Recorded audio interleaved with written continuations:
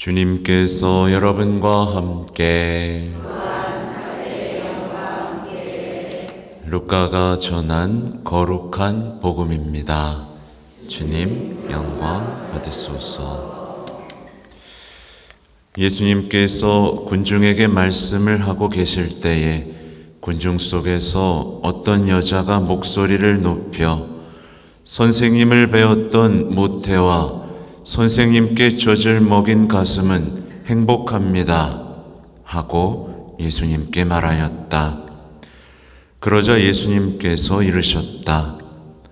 하느님의 말씀을 듣고 지키는 이들이 오히려 행복하다. 주님의 말씀입니다.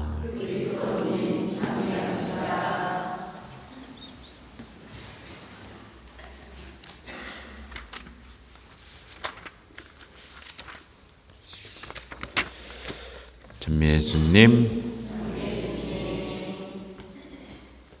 네, 오늘 복음 말씀 딱 알아들으시겠어요?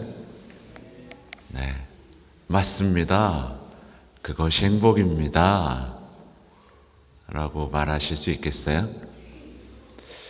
아닌 것 같은데, 이런 생각이 들 수도 있어요. 어제 인천교구 파티마 이제 발현 106주년이었죠. 네, 다녀왔습니다. 그곳에서 함께 이제 기도하고 미사하는 것도 기뻤는데 오고 가는 길에 좀 놀라운 일들을 겪었어요.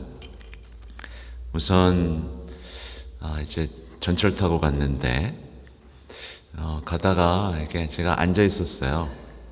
앉아 있는데 뒷모습, 그러니까 젊게 입었는데 이쪽 보니까 좀 주름이 있어. 이제 좀 어르신인 거예요. 그래서 이제 희생의 기도를 한번 바치고 다리가 아파 죽겠는데 이번 주 약간 저도 강행군이거든요. 그래서 톡 치고 자리에 앉으세요 라고 하고 양보하고 좀 저쪽 가서 서 있었습니다. 근데 이제 몇 정거장 후에 자매님이 저를 부르는 거예요. 일로 앉으세요. 그러면서 이제 답이 내린다는 거죠. 아니 괜찮다고 했더니 이제 문 앞에 오셔서 저한테 하는 소리가 그동안 너무 살맛이 안 났는데 너무 고맙다는 말을 하는 거예요. 그러면서 연신 고맙다는 말을 몇 번을, 제가 신분지도 모르죠. 신보복장을 하고 있었는데 고맙다고, 정말 살맛이 안 났는데 이제 좀 살맛이 난다고, 자리 양보 하나 한 것뿐인데. 그래서 말도 좀 걸었죠. 가방이 뭐 이렇게 큽니까? 이렇게 큰 가방을 갖고 다니세요? 그랬더니 그렇게 살아요. 그러니까 어떻게 보면 그 오랜 세월 그렇게 다니면서도 한 번도 양보를 못 받은 거죠.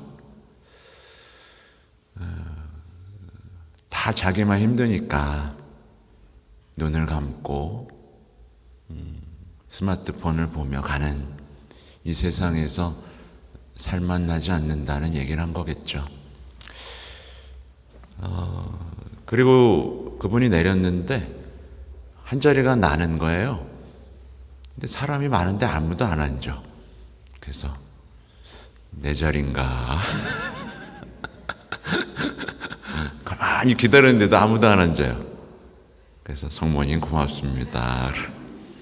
그래서 앉았는데 이상해 느낌이. 그래서 임산부석인가 이렇게 뒤를 봤는데 아무것도 안 써 있었어요. 그래서 그렇구나라고 묵주기도를 하면서 이제 교구청을 향했습니다. 근데 생각해 보면 그 전에 탔던 버스 기사 형제님은 정말 양보를 안 하는 거예요. 삐삐 그리고 씩씩거리면서 그냥 자기가 다 앞서가야 되는 거야. 어떻게 보면 현실적인 사람들의 마음이 드러나는 거죠. 다 자기가 먼저, 자기에게 최고. 아무튼 끝나고 나서 집에 가려고 하는데 자꾸 사람들이 사진을 찍자고 그래가지고 집에 못 가겠는 거예요. 근데 마침 수호천사 2명이 나타났습니다. 우리 본당 어린이 우리 요한이도 있네요. 네, 2명이 나타나서 딱 손잡고 가니까 아무도 저를 못 건드리더군요.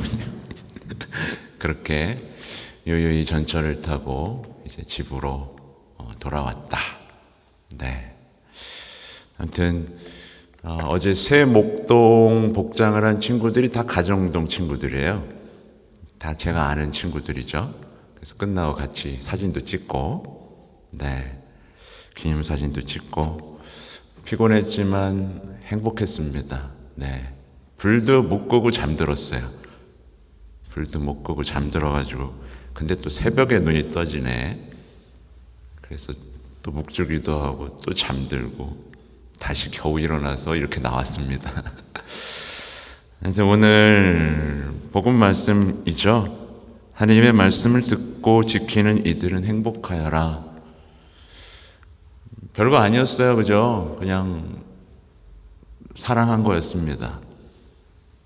사랑해야 할 분이 서 있었기 때문에 아주 미약한 사랑과 희생을 바쳤을 뿐인데 저도 행복했고 그분도 행복해졌죠.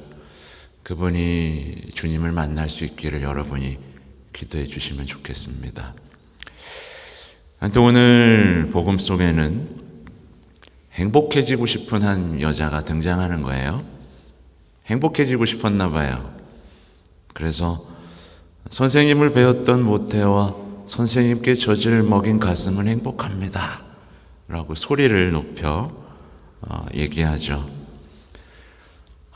어떻게 보면 이 마음 속에는 예수님 같은 자녀를 둔 엄마 정말 행복하겠네요 라는 마음이 있죠. 말하자면 좀 막연히 부러워하는 행복이에요. 그렇죠? 막연히 뭔가 부러운 겁니다. 아유, 저 엄마는 좋겠다. 아유, 저 신부는 좋겠다. 뭔가 막연한 부러움. 뭔가 소유한 사람이 행복해 보이는. 그래서 늘 나는 불행하고 저 사람은 행복해 보인다는 그런 사람들의 마음을 엿볼 수 있죠. 근데 과연 예수님 같은 자녀를 두면 여러분 행복할까요? 행복해요? 말이 없죠. 가난한 모습으로 떠돌아다니고 회개를 외치다가 억울하게 죽은 자녀가 있는 엄마는 행복할까요? 행복한 건 맞아요. 행복한 건 맞아요. 근데 현실적으로 우리가 이 시대에 신앙 없는 사람들이 볼 때 행복하냐는 거예요. 안 행복하죠. 당연하지. 근데 신앙 있는 눈으로 보면 행복한 게 맞죠.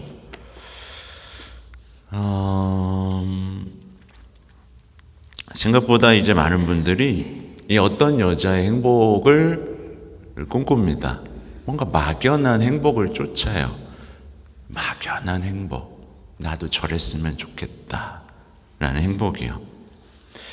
말하자면 내 자식이 더 성공하고 더 지혜로운 사람이고 나에게 효도하면 난 행복하겠다 라는 생각을 합니다. 맞나요?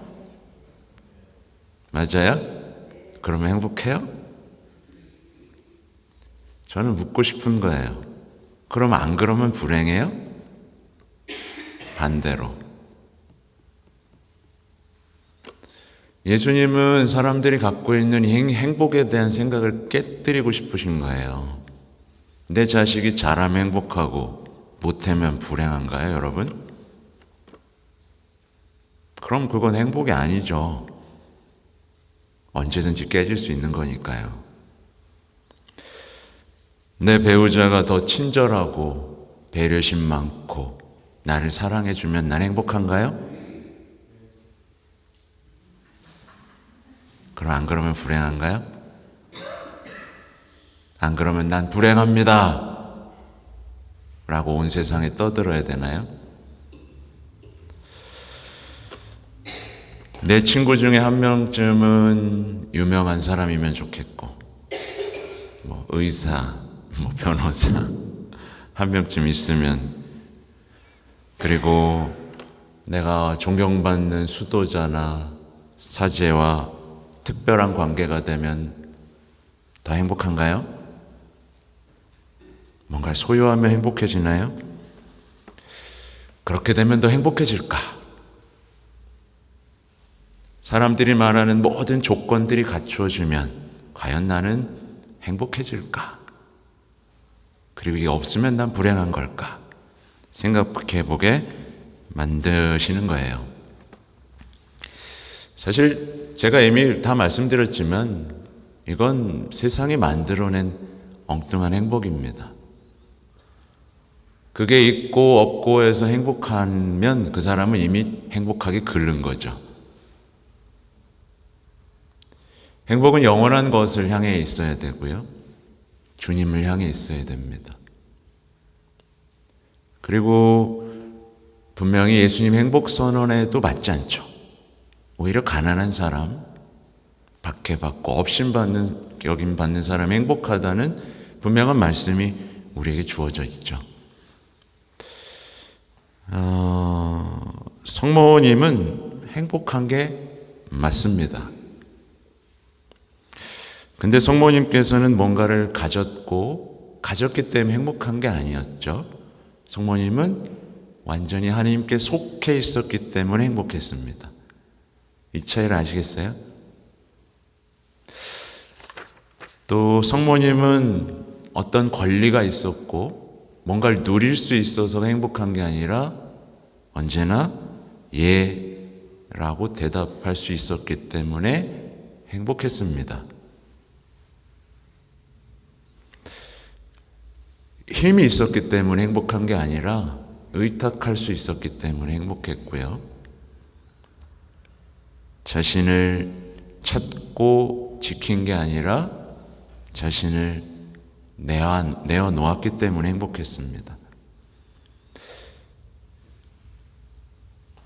자신의 상처를 돌봤기 때문에 행복한 게 아니라 더 이해받았기 때문에, 더 배려받았기 때문에 행복한 게 아니라 예수님의 얼굴을 늘 바라봤기 때문에 행복했습니다.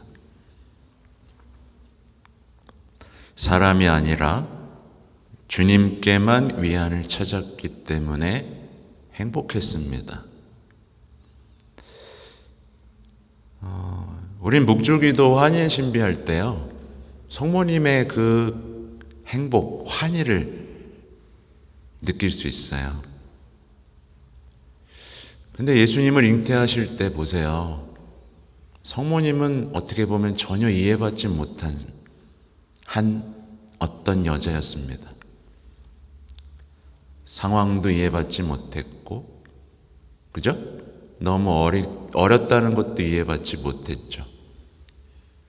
근데 얘라고 말하고 행복해졌습니다. 아이고, 결혼을 앞두고 있구나. 그럼 내가 나중에 올게. 너 좀 괜찮아지면 올게. 이게 아니었죠, 그죠? 그냥 예라고 말해서 행복해졌죠. 순종해서 행복해졌고, 하나님께 속했고, 말씀에 의탁했고, 그래서 행복해진 거지, 뭔가 배려받고, 존중받고, 사랑받아서 행복해진 게 아니었습니다. 사실 많은 분들이 성모님을 불행하다고 얘기해요. 여러분, 성모님 행복해요, 불행해요? 네? 행복하죠? 닮고 싶어요? 안 닮고 싶어요? 닮고 싶죠? 네. 아무도 이해 안 해주고 자식은 빨리 죽고 닮고 싶죠? 왜 그래요? 닮고 싶다며. 아무도 이해 안 해줬어요. 아무도 이해 안 해줬어요. 집안일만 죽어라 했고요. 네. 자식 빨리 죽었고 남편도 빨리 죽었어요. 닮고 싶죠? 닮고 싶다며. 그럼 묵주기도 왜 해요?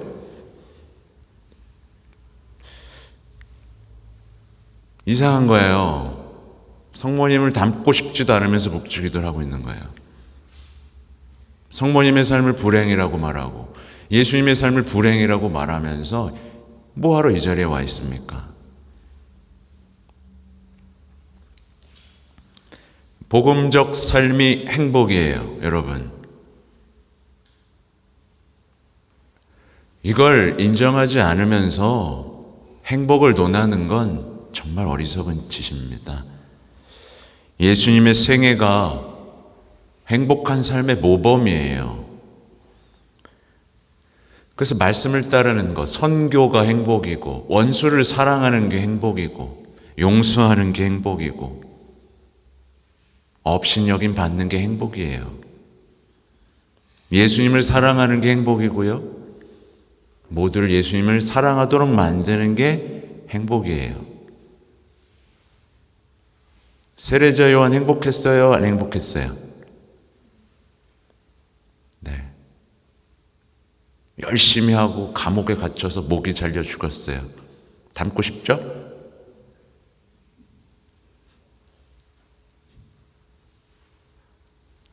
우리가 하는 일들이 잘 안 될 거예요.